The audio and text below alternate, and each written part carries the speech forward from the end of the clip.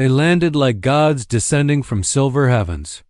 The Empire's fleet split the clouds with precision, their sleek hulls glinting like blades in the weak sunlight. From the cracked remains of an old rooftop, I watched their ships carve contrails of fire across the dead sky. The old broadcast towers were still working just enough to pump out the Empire's message. We bring liberation to the remnants of your kind.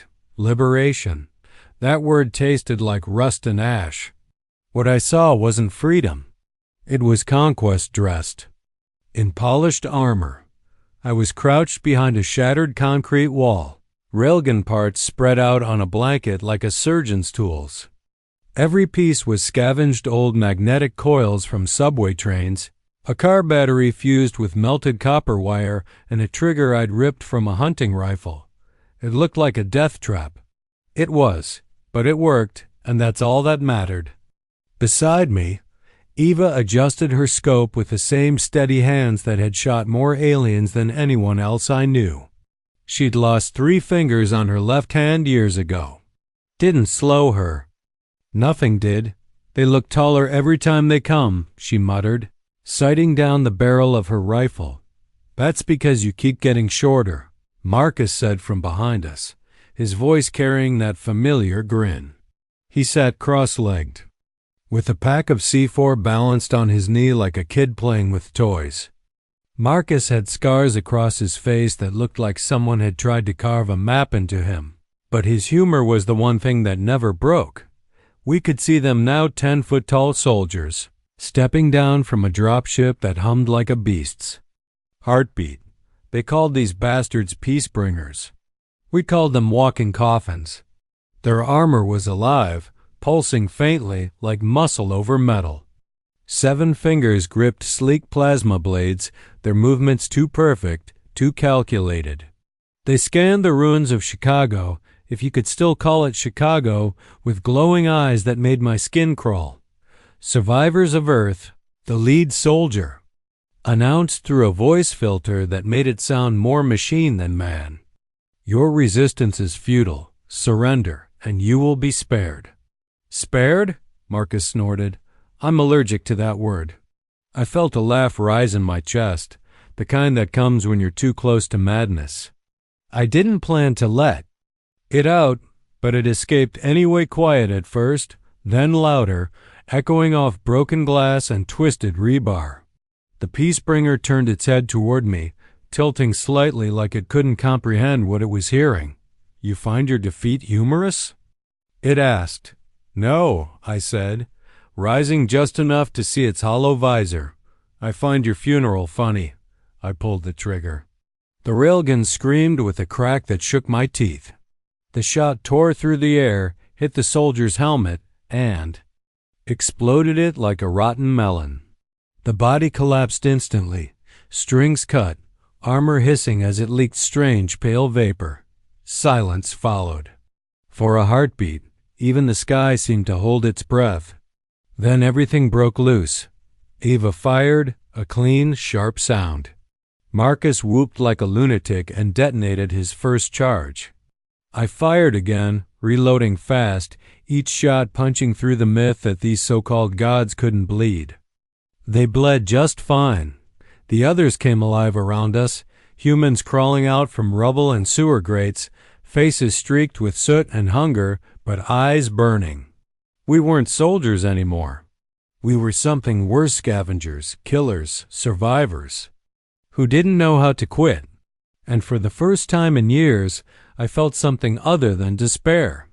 I felt fury, raw and electric. The tone shifted right there.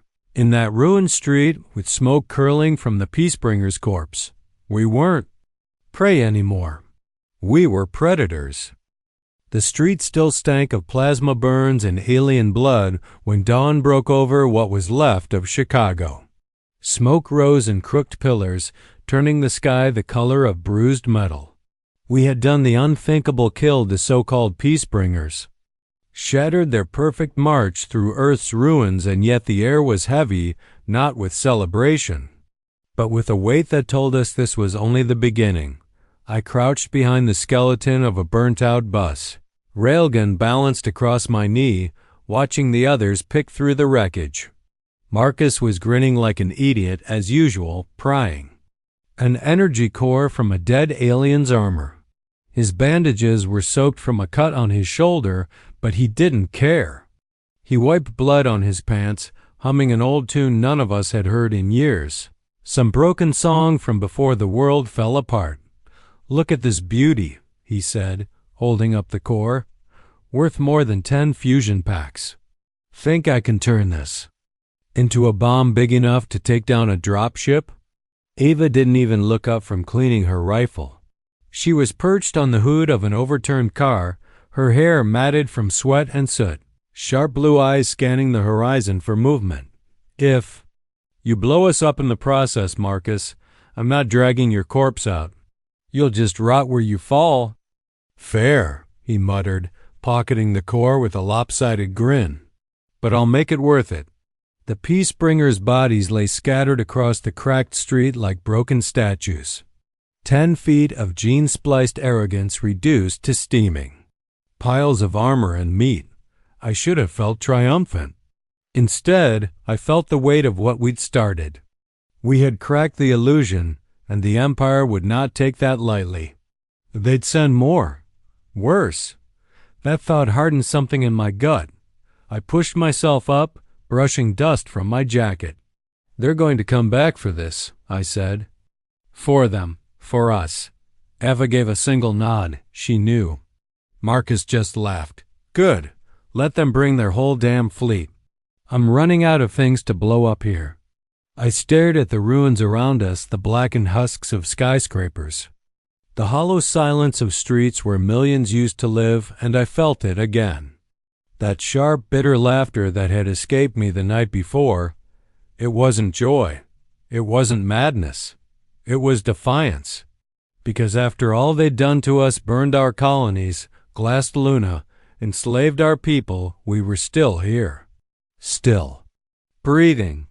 Still dangerous. We didn't have time to bury the dead or clean the blood from our hands. We melted back into the shadows of the ruins, moving fast through alleys and underground tunnels. I carried my railgun like it was an extra limb, every step echoing with the tension of what was coming. By midday, the signal came.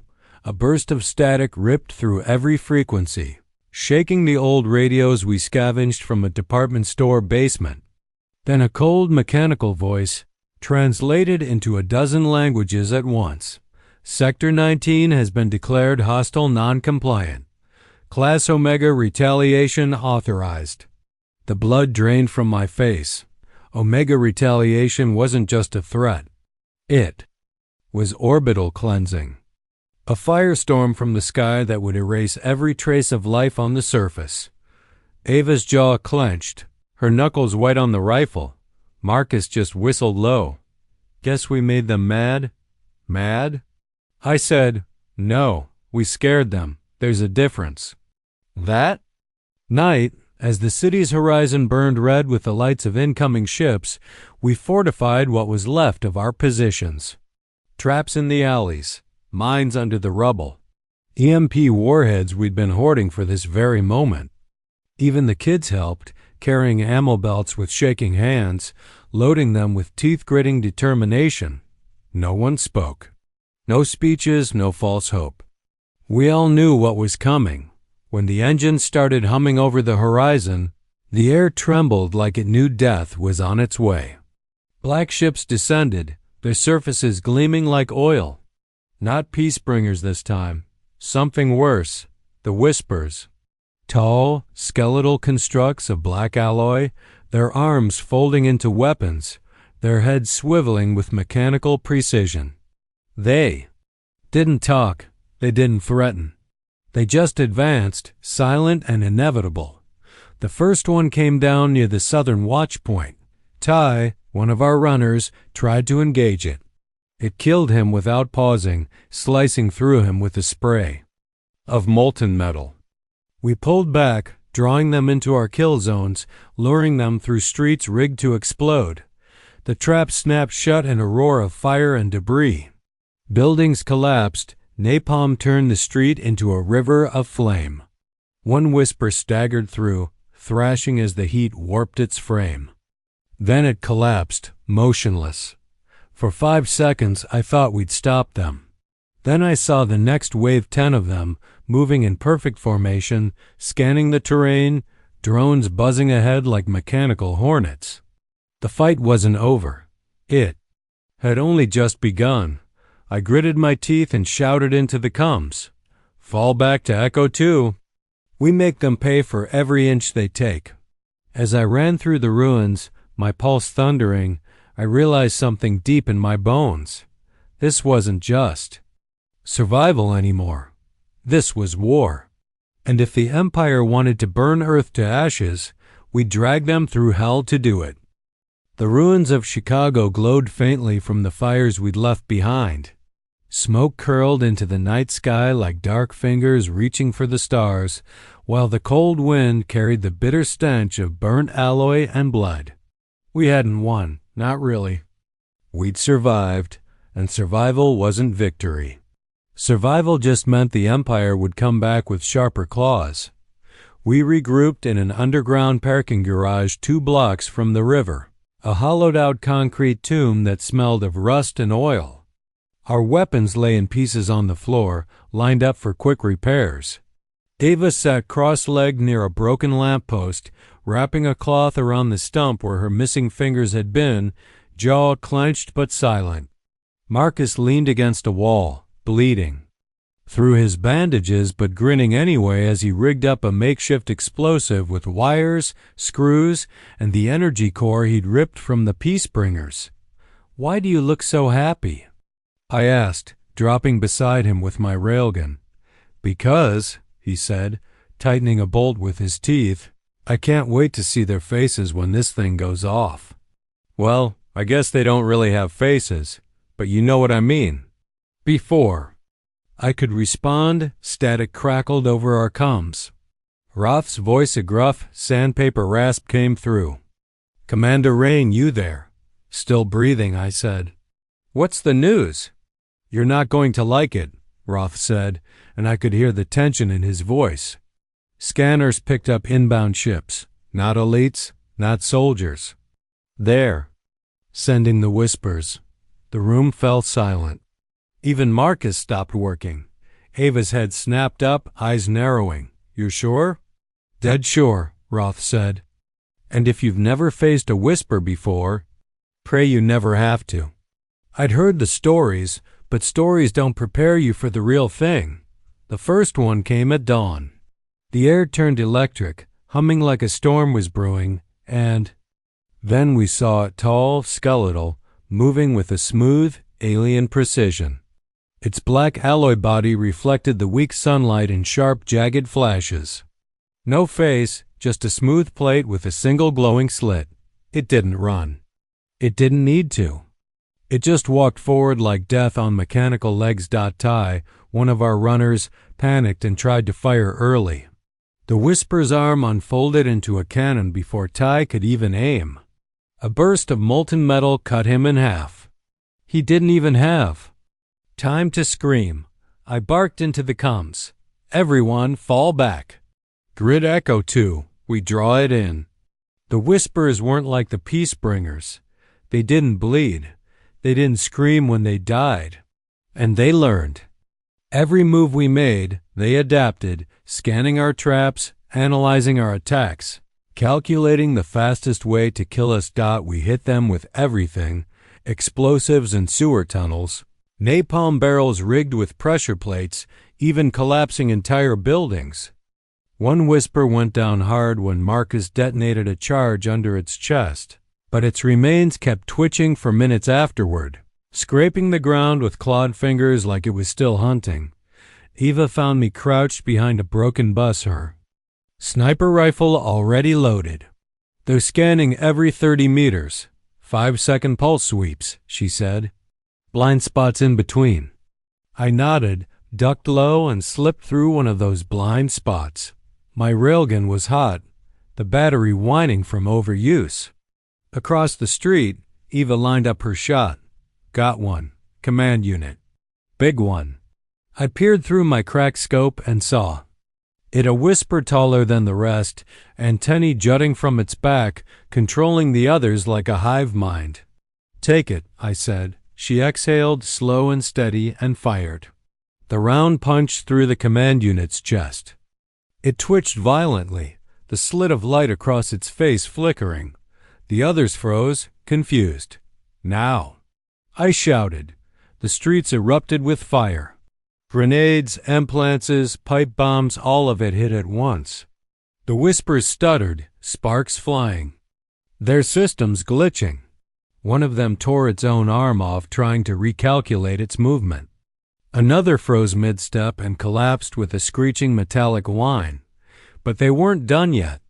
The second wave was already coming. Hours passed like minutes. We fought from street to street, dragging the wounded back while holding the line. With what little firepower we had left. Marcus took a hit his own mine misfired, spraying shrapnel into his side. He wrapped duct tape around his torso and laughed through the blood. "Not dead yet," he said. "Don't get your hopes up." By the third hour, the ground trembled. At first, I thought it was another wave of whispers.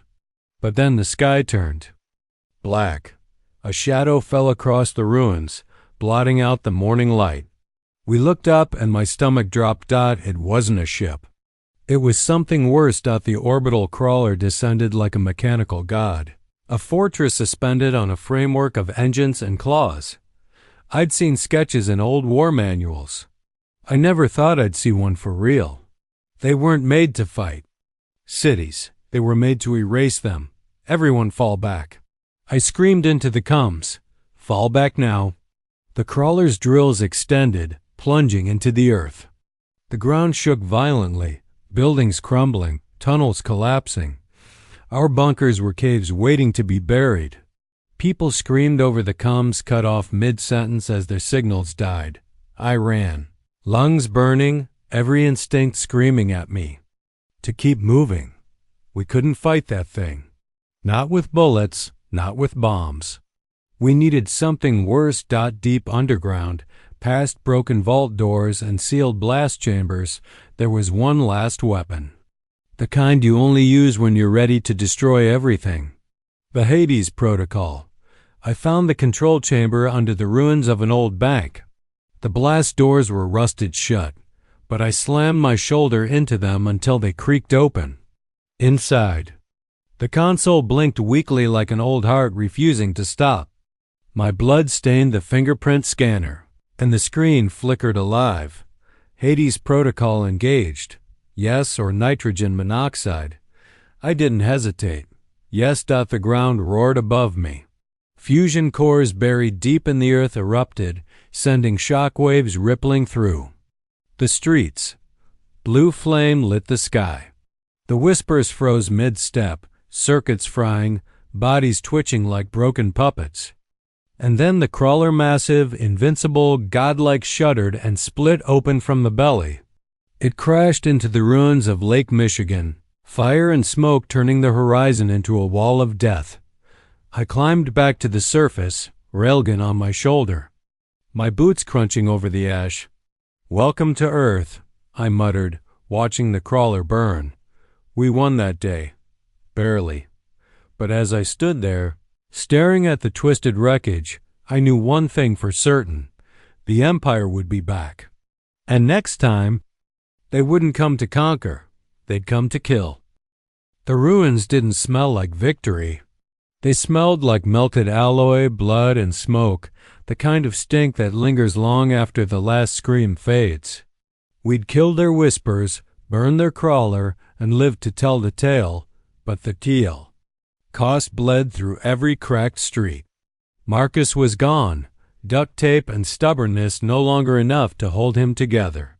Ava hadn't said a word since we burned his body, just sat with her rifle, cleaning it like a ritual, her jaw tight as stone. The silence after a win is the worst. That quiet when you know the enemy is planning something worse, and every second feels like waiting for a blade to drop. That night, I stood on the roof of what used to be a parking garage, staring at the sky. Wreckage still floated in orbit, burning faintly, the corpses of Peacebringer ships tumbling silently. The Empire would see it as an insult, and empires don't forgive insults. Roth, the cranky old engineer who somehow still had enough rage to keep going, shuffled up beside me. He looked like death, one arm wrapped in a sling, face bandaged, but his eyes burned with the same fire as when I'd first met him. "We can't stay defensive," he said. "You know that, right? If we wait, they'll glass us from orbit. They'll send something bigger than that crawler. You have a plan, don't you?" I asked, though I already knew the answer. Roth smiled, grim and sharp. "Always do. It's called Hellwake." The name itself felt like a spark catching on dry wood. We gathered in the underground war room, what used to be a subway station, now covered in maps drawn on scavenged steel plates and illuminated by flickering generator lights. The room smelled of sweat, rust, and desperation. Eva leaned against a wall, arms crossed, watching everyone with those cold, calculating eyes. Beside her, a kid named Deke bounced on his heels, grinning like a lunatic.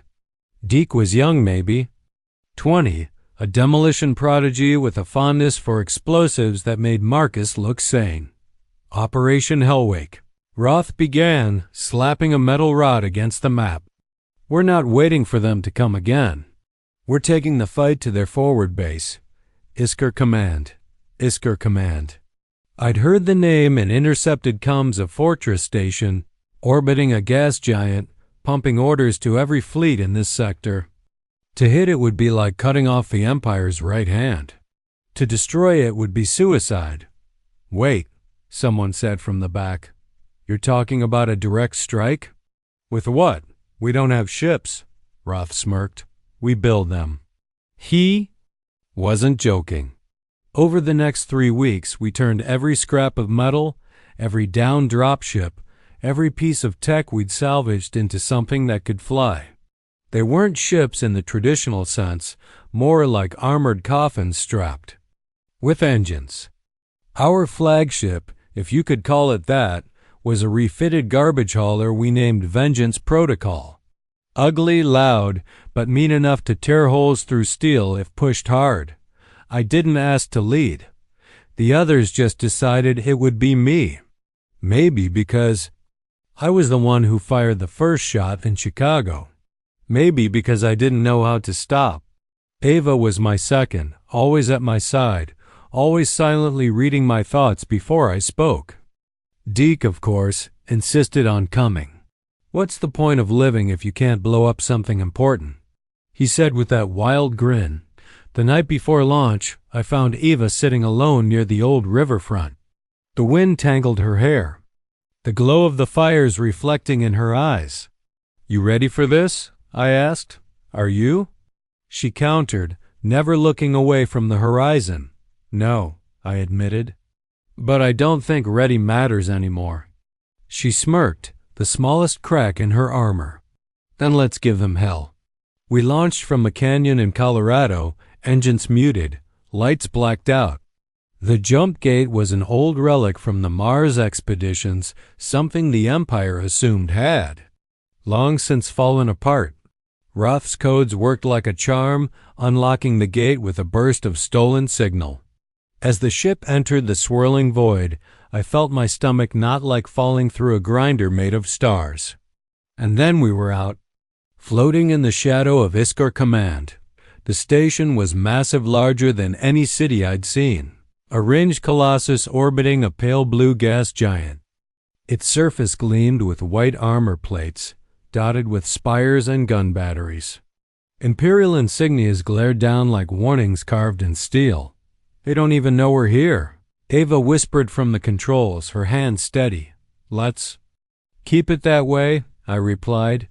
Deke launched the pods, 10 of them, each holding a small strike team. We hit the station's underbelly like bullets, magnetic clamps latching onto the hull. Silence. No alarms yet. We cut our way inside with plasma torches, the air smelling of scorched metal as we crawled through narrow maintenance shafts. Once inside, everything moved too fast. We split up Deke planting explosives near the reactor core, Ava and I heading for the command deck. Imperial guards weren't Peacebringers. They were smaller, more complacent, less prepared for humans crawling through their walls like rats. We cut them down with rail shots and knives. No mercy. No second chances. By the time we reached the operations center, alarms were screaming. "Deke," I said into the comm, "status?" "3 charges set," he replied, sounding giddy. "You're gonna love the finale." Then a metallic roar ripped through the hall. A warframe. The Empire's last line of defense, a 10-foot juggernaut, armor thicker than tank plating, eyes glowing red. "Cover me." I shouted. Eva didn't hesitate, launching a concussive grenade that blew one of its knees backward. I sprinted forward, sliding under its swinging blade, planting a magnetic charge on its spine. The blast took it down, pieces of armor flying like shrapnel. Smoke choked the corridor. My ears rang. But we were still standing. "Charges are hot," Deke's voice cut in. 30 seconds. We ran. Pods launched. And from orbit, we watched Iskar Command blossom into fire. An explosion so bright it looked like a second sun tearing itself apart. Back on Earth, we were greeted by silence, then cheers. People climbed out of bunkers, their faces gaunt but smiling for the first time in years. Children who'd never seen victory screamed with joy. But I didn't smile. Not really. Because I knew the truth. We'd just kicked a hornet's nest. And when the Empire came back, it wouldn't be with whispers or Peacebringers. It would be with everything they had. The day after Iskar Command burned, the world shifted. For one night, the survivors of Earth celebrated. There were smiles, real ones on faces that had forgotten what hope looked like. People danced around the wreckage fires, kids laughed. And even Eva cracked a rare grin when Marcus's name was toasted, though the smile never reached her eyes. But the celebration didn't last. It couldn't. By dawn, we all knew the truth. Iskar Command wasn't the end. It was just the beginning of something worse. 4 days later, the horizon lit up like the world was ending all over again. Our sensors patched together from old orbital junk picked up the impossible. 50 Empire ships phasing into orbit, sleek and black as midnight, not scouts, not whispers. This was a purge fleet, bristling with weapons powerful enough to crack continents, seed ships, Roth muttered when he saw the data. His voice was gravel, low and grim. Planet crackers. Once they start carving, Earth is finished. We were underground in Fort Sable, the last functioning city, buried beneath layers of concrete and steel like a corpse entombed in its coffin. The War Council met in a room lit by buzzing fluorescent bulbs and the dull glow of the hologram displaying the incoming fleet. No one breathed for a long moment. The silence wasn't fear. It was calculation. Every mind in that room turning over the same thought. How the hell do we stop this? Suggestions? I asked, though I already knew no one had any. We can't fight siege cruisers with scrap. One of the bunker chiefs said, not unless you've got a miracle hiding in your back pocket. I looked at Roth. He was grinning that dangerous grin of his, the one that always meant he'd been sitting on something insane. We might not have a miracle, he said, but we've got something close. The Artemis rings. The room went dead quiet. Someone exhaled hard. Those are myths. No, Roth said, his voice sharp as broken glass. They're real. Built at the end of the Second Colony War when humanity still had teeth. Defense satellites designed to collapse gravity wells turn orbiting ships into twisted piles of metal. The politicians buried them when the treaties were signed. I didn't. You're talking about using weapons that could flatten half the planet. I said, better half the planet than all of it, Roth shot back. That night, the decision was made. We weren't just going to fight. We were going to hit back, so Hard the galaxy would hear it. The Artemis rings were still in orbit, silent relics of a forgotten war. They needed authorization codes, a direct line-of-sight activation, and someone crazy enough to go topside with the enemy fleet overhead. That someone was me. Eva insisted on coming. Of course, she did. You'd just get yourself killed without me, she said, slinging her sniper rifle over her shoulder like it was part of her body. We launched under cover of night. Our skimmer was little more than a stripped-down stealth craft, its hull patched with melted metal plates. Every bump of turbulence felt like it might tear the ship apart. Ava piloted with steady hands, weaving through the ruined skyscrapers, keeping us beneath the radar sweeps of the Empire drones. The plains of Kansas spread out below us, just endless bones of cities long dead. The North Relay beacon was half buried. Under sand and rubble, its antenna cracked and cables hanging like exposed veins. We landed hard, the skimmer's thrusters kicking up a cloud of dust. "You've got 10 minutes, Ava said, her voice steady but her eyes sharp. "After that, they'll triangulate our position." "Plenty of time," I lied. I ran across the sand with the duffel bouncing against my back. The relay's interior was dark, cold, filled with the stink of rot. Something dead had decomposed. In the corner years ago, but I ignored it. I hooked up the fusion spike, bypassed the mainframe, and slammed my thumb against the authorization scanner. Blood trickled down my wrist as the machine woke. Artemis systems online. Warning. Collateral zone global. Casualties probable. Continue? I thought of Marcus. Of Deke.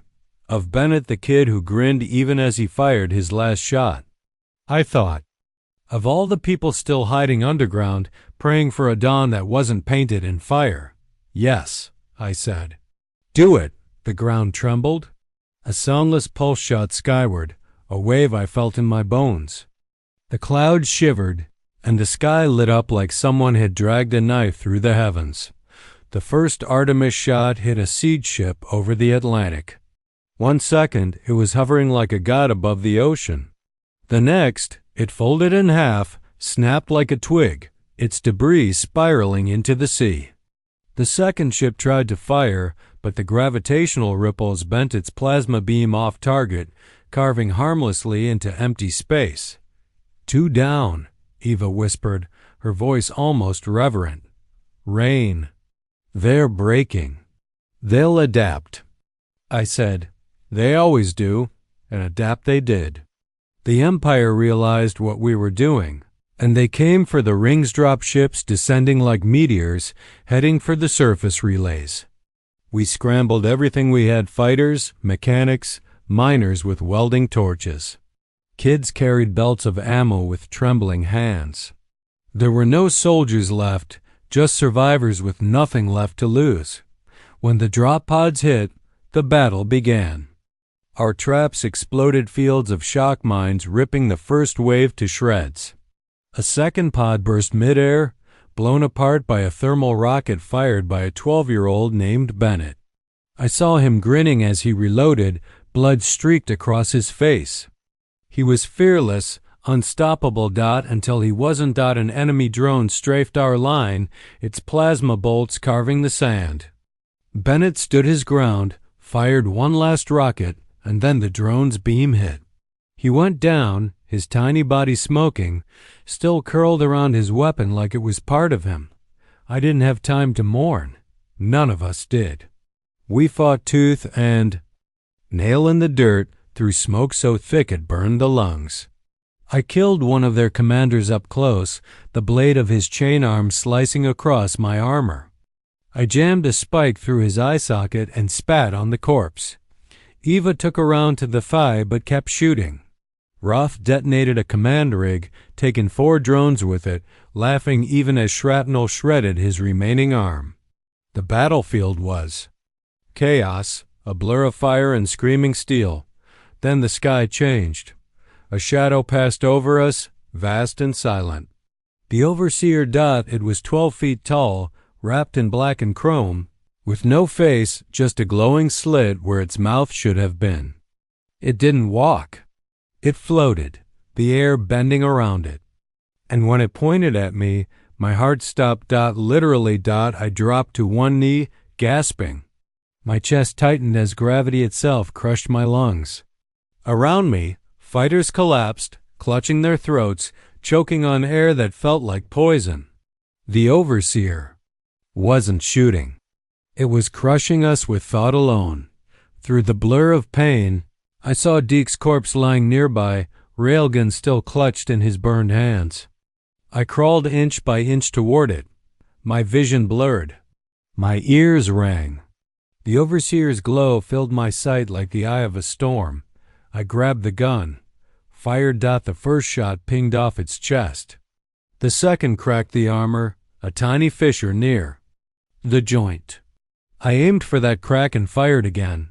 The overseer froze. And then, with a sound like grinding metal, it split apart and fell. Gravity snapped back.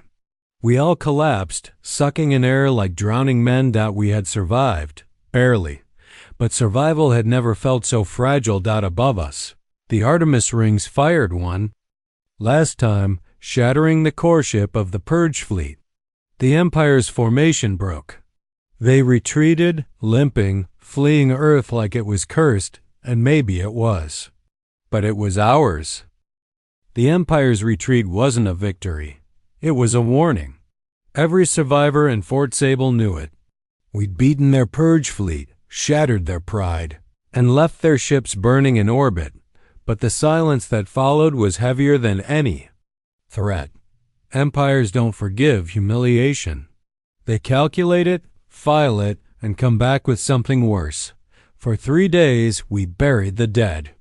Bennett, the fearless kid who took down a drone with a smile, was among them. Ava stood at his pyre, her face unreadable, while I clenched my fists so tight my nails cut into my palms.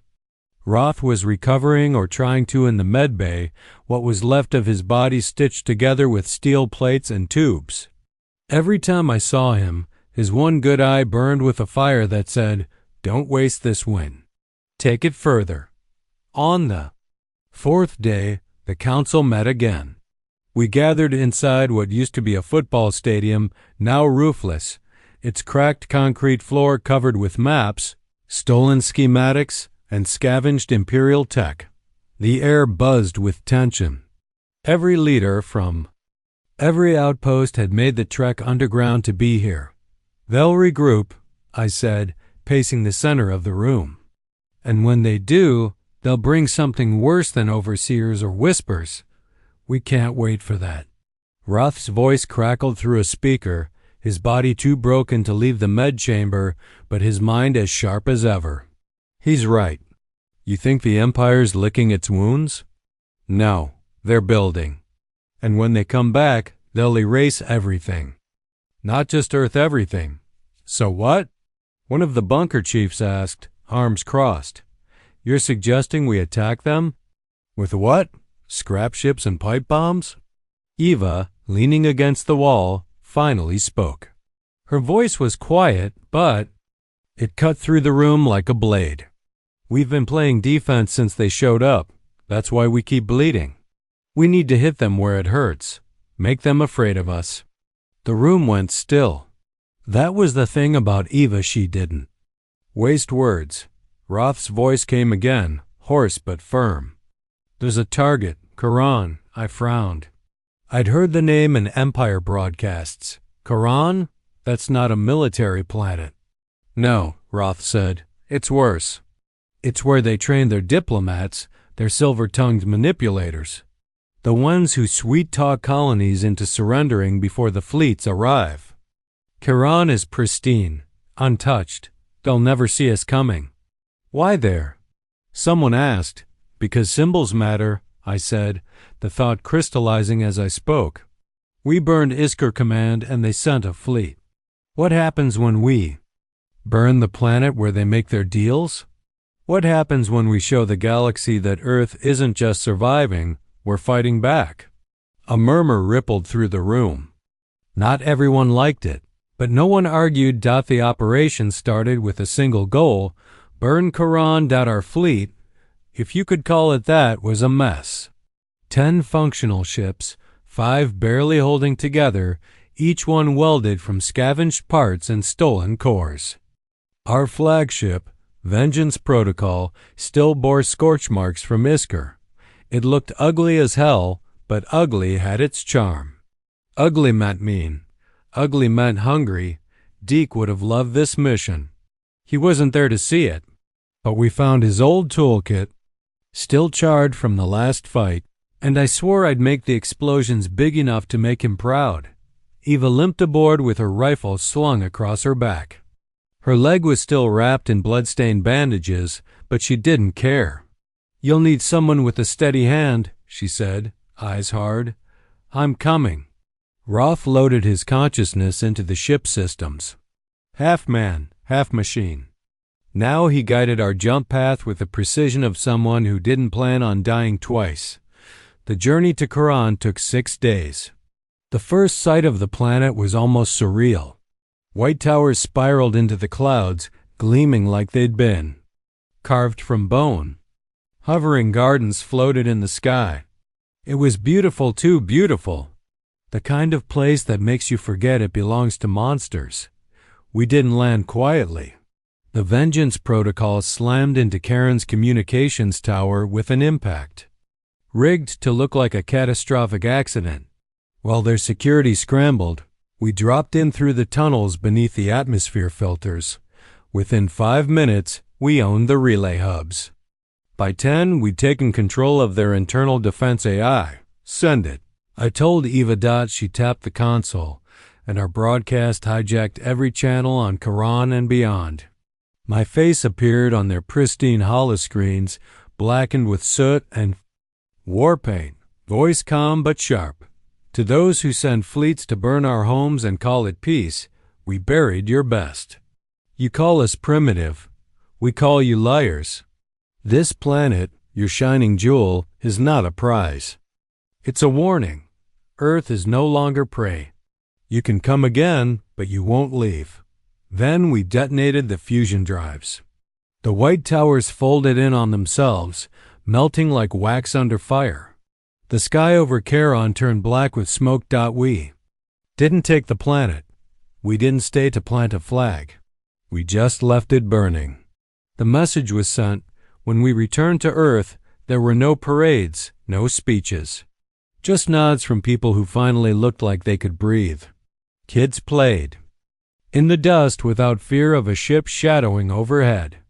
But I wasn't fooled, because the Empire wouldn't forget Caron, and when they came back, it would be with fire meant to erase us.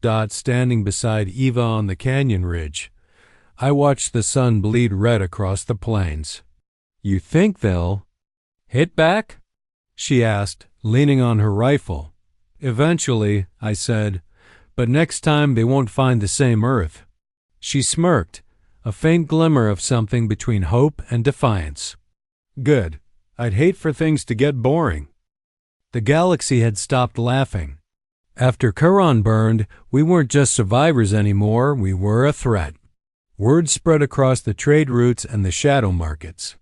Merchant guilds refused to dock near Earth's sector. Pirates who once saw us as weak prey now turned their ships around without a word. The Empire didn't broadcast threats, didn't send diplomats or fleets. They just went silent. That silence was worse than their bombs. Roth's paranoia, as always, saved us. 3 weeks after we returned from Caron, our relay stations picked up a transmission from deep space, a garbled signal, scrambled and buried under layers of encryption. At first, we thought it was just noise, but when Roth's tech rats cracked it, what came through froze us all. It wasn't a distress call. It was a demonstration. The recording showed a city, one of the Empire's own colonies, gleaming white. Spires, domes, plazas filled with citizens. Then, without warning, the air above the city twisted into a perfect circle of darkness, a void so black it seemed to swallow light itself. The buildings warped, the ground buckled, and people screamed. as the city was pulled upward, piece by piece, devoured by that impossible hole. In under 2 minutes, nothing remained. No rubble, no fire. Just silence. Then came the voice, cold and mechanical. This is Project Silence. Compliance is no longer optional. There will be no rebellion. There will be no resistance. There will only be silence. The transmission ended. Roth stared at the frozen image of that void on the cracked holoscreen, his remaining hand trembling slightly. "That's not standard Imperial tech," he rasped. "That's hybrid. Forbidden's tech they swore off after the Collapse Wars." "Why use it now?" I asked. "Because they're losing," Roth said, his voice turning harsh. "They'd rather erase history itself and admit defeat." Ava stood behind me, her arms crossed. "So what's the plan?" "We find it," I said, "and we kill it." The recon mission was suicidal, but that didn't stop us. We stripped down 5 stealth cruisers, loading them with nothing but fuel, weapons, and encrypted siphon tech built from stolen Imperial SIGNL nodes. Roth named my ship Ashbone, which felt right ugly, scarred, but impossible to break. When we reached the Hesker system, the location traced from the transmission, my breath caught in my throat. From orbit, the planet looked untouched. But zoom in and you saw the horror. Chunks of land were missing, entire cities carved out of the crust like someone had sliced them with a blade. Some of the missing pieces floated in orbit, frozen and fragmented, with the faces of dead citizens locked in screams. "Rain," Roth said through comms, his voice taut. "That's not destruction. That's dislocation. They're ripping mass out of time-space and storing it somewhere." "Where?" Ava asked. "Nowhere we can reach," Roth muttered. "But we can stop them here. We found the weapon platform, hiding on the far side of Hesker, disguised as an artificial moon. From the outside, it was smooth, featureless, like a giant coin of black metal. But the heat signatures told the truth. Something was alive inside. We docked manually, every move. Slow and silent. No AI. No automated signals. No risks. The interior was a maze of cold corridors, humming with a low vibration that made the hair on my arms stand up. And then we reached the core. It wasn't just a weapon. It was a nightmare made real. 10 concentric rings orbiting a central sphere of compressed dark energy, pulsing like a black heart. And surrounding it were bodies, dozens of them, human and alien alike, hooked into the machinery, their eyes open, their mouths silently screaming. They were alive, barely, their brains wired into the weapon as living processors. I staggered back, bile rising in my throat. What the hell is this?" Roth's voice was tight. "They're using minds to calculate predictive erasure patterns. They're deleting resistance before it even exists." I froze when I recognized one of the faces. Marcus, or what was left of him, pale, scarred, twitching, but alive. "Rain," Eva said, her voice low. "We have to end it, now." We fought our way to the control chamber. Guards in black armor tried to block us, but we tore through them. Rail shots, knives, explosives. Every step felt like it cost a piece of my soul. The console stood before me, glowing with alien script. "Disconnect all," I hesitated. Hitting that command would kill them all, every captive mind, including Marcus. But leaving it meant the weapon would live on, erasing entire worlds. "Do it," Eva said, her eyes locked on mine. "Say it." I whispered to Roth. "End it," he growled. I slammed my hand onto the console. "Confirm." The hum stopped. The rings trembled, lights flickered, and the screaming stopped. All at once, we ran. Explosions tore through the corridors behind us as the platform imploded, collapsing in on itself like a dying star. The Ashbone barely made it out, the shock wave. chasing us as the artificial moon fractured into a rain of debris. We came back to Earth broken but alive. The Empire's silence stretched across the stars. No fleets, no broadcasts. They'd lost their weapon, and with it, their myth of invincibility. But the war hadn't left us untouched. Roth's body failed 2 days later. He spent his final hours wired into a data terminal, typing blueprints and failsafes for a future he wouldn't see. He refused a burial. Instead, we loaded his remains into a warhead and launched it at the Empire's shattered border satellites, a final act of defiance. Eva and I stood together on the canyon ridge, watching the smoke curl from the horizon. "You think they'll come back?" she asked. I didn't answer at first. The stars were cold above us, and for the first time, I didn't know who was watching. "Maybe," I said finally. "But if they do, they'll find a world that's ready. And if they don't?" That was the question, wasn't it? If we'd truly won, what did people like us do in peace? I didn't have an answer. Weeks passed. The Ashlight Alliance grew, a patchwork network of colonies rising up, united by one thing: fear and respect for Earth. They wanted me to lead them, to become the first commander of a new dominion. I stood before the council, every scar and burn etched into my face, and told them the truth. We didn't bleed to build another empire. We bled so no one else would have to. Earth is not your throne. It is your warning. There was no applause, just silence. A silence that meant they understood. Years later, I lived near the ruins of Fort Sable in a cabin overlooking the crater where we burned the last of the Empire's influence. Sometimes I walk out at night and listen, not for threats, not for enemies, just for the ghosts of Marcus, Bennett, Roth, and all the others who carried us here. One evening, a small ship landed near my cabin. A child stepped out, barely 12, wide-eyed and trembling. They told me their parents died in a rebel skirmish, that they'd been taught my name in school like a myth. "Did you really end the war?" they asked. I looked at the stars, at the long shadow humanity had cast across the galaxy.